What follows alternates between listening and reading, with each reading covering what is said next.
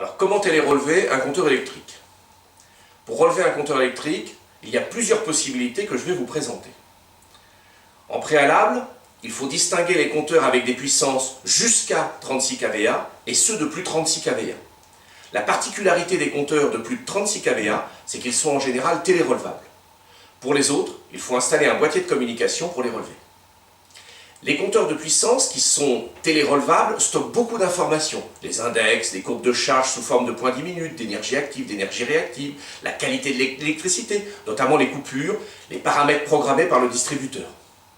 En fonction du choix technique pour télérelever un compteur, on accède à plus ou moins d'informations.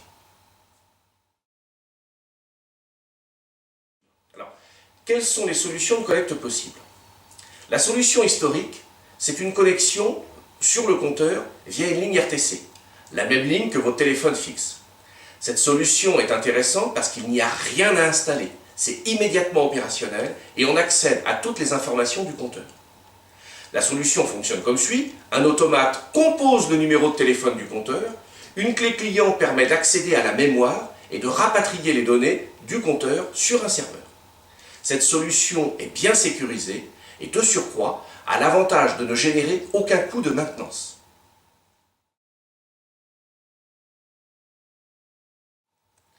Alors, l'autre solution de télérelève qui est aujourd'hui déployée est sensiblement identique. La seule différence, c'est que les lignes cuivre du RTC ont disparu et sont remplacées par des lignes GSM. Les compteurs sont donc équipés de cartes SIM et fonctionnent comme votre téléphone portable. Comme pour la précédente solution, cette technologie permet d'obtenir une aussi grande qualité de données.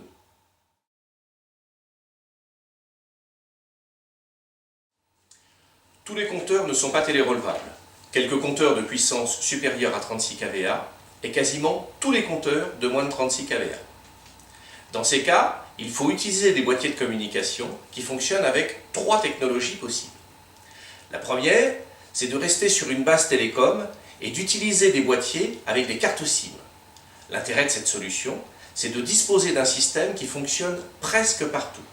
Un boîtier porte à près de 10 km par rapport à une antenne relais et permet de transporter beaucoup d'informations.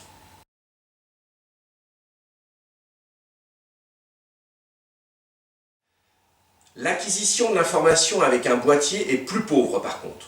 On peut soit récupérer les impulsions de la petite LED qui clignote sur les compteurs électroniques avec un capteur optique, soit récupérer le marqueur sur la roue des vieux compteurs électromécaniques, soit se connecter sur la prise TIC, Télé Information Client, du compteur, et récupérer la trame TIC.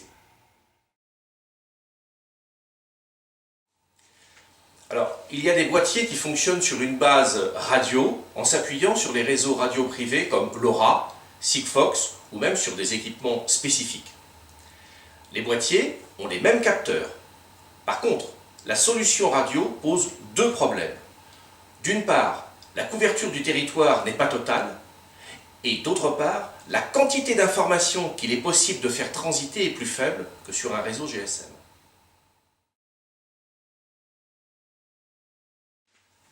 La dernière solution est d'utiliser des boîtiers IP.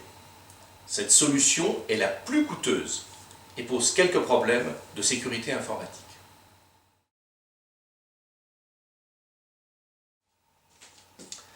Alors, parmi toutes ces solutions, la télérelève par les télécommunications me paraît être la plus performante aujourd'hui et la moins coûteuse. Elle présente le gros avantage d'être immédiatement opérationnelle et surtout d'être sans maintenance. Les boîtiers, quant à eux, nécessitent une installation et bien sûr représentent des solutions plus coûteuses.